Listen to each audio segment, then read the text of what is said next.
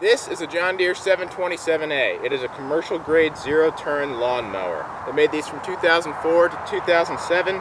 This one has a 54-inch mowing deck. It also has 631 hours on it. It has a Kawasaki FH680V two-cylinder engine that has proven to be very reliable for us thus far. This mower has a choke start on it and it can be a little hard to start sometimes. I'm gonna go ahead and start it for you. It's already warmed up, so it should turn over pretty fast.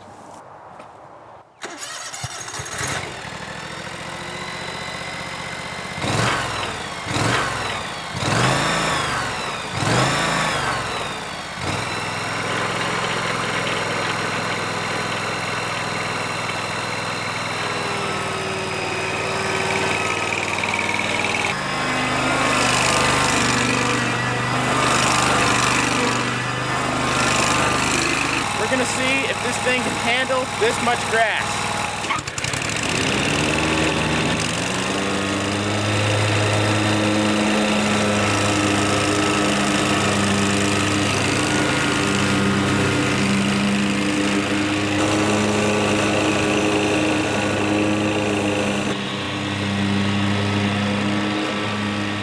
I'm very often late on my mowing sessions, so it gets pretty thick and long, but this thing handles it very well. This thing is never going to go in a perfectly straight line. That's just the nature of the beast with these zero turns.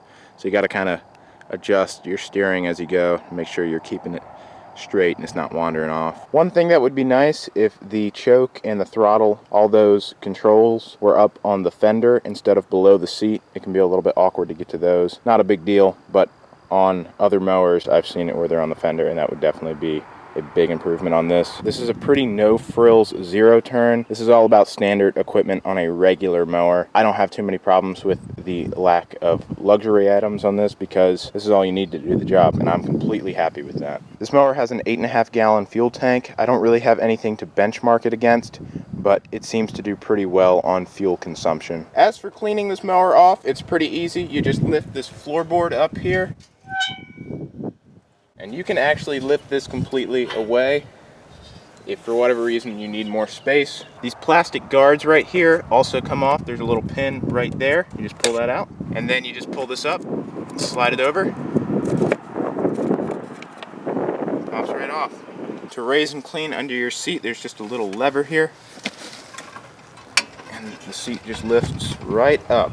That way you can get to your hydraulic pump and the cooling fan and whatnot and clean all that out. The only problem I've had is crap gets down in between this parking brake and the fenders and all that, and that can be a little bit annoying to get out, but if you had compressed air it would probably be much easier than just using what I've been using, which is a leaf blower. This is what cars are going to look like in another 10 years. This thing is on the heavier side. It's over 1,100 pounds. If it's wet out, I will have problems with this sliding on our soil and tearing up the yard a bit. You have to be careful with zero turns in general because they can tear up yards quick if you're driving too fast, which I love doing. But since this is commercial, it's heavier. You can see the frame is pretty thick, which gives you peace of mind when popping wheelies, which again, I'm great at. Obviously, this also has a roll bar on it.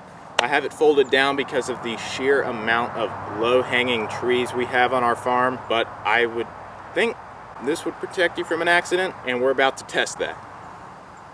We're not gonna test that. The back support on this seat could be a little better, a little bit more ergonomic. It's not too bad, but it would be nice if the seat bottom was curved inward a little bit so you wouldn't slide off when you're on hills and stuff. I mean, you got the seat belt keeping you in, you still won't slide off, but it could use a little bit more support, but not bad. It's still pretty cushy. A gas gauge would be nice as well. That and the placement of the controls are probably my two biggest gripes with this mower.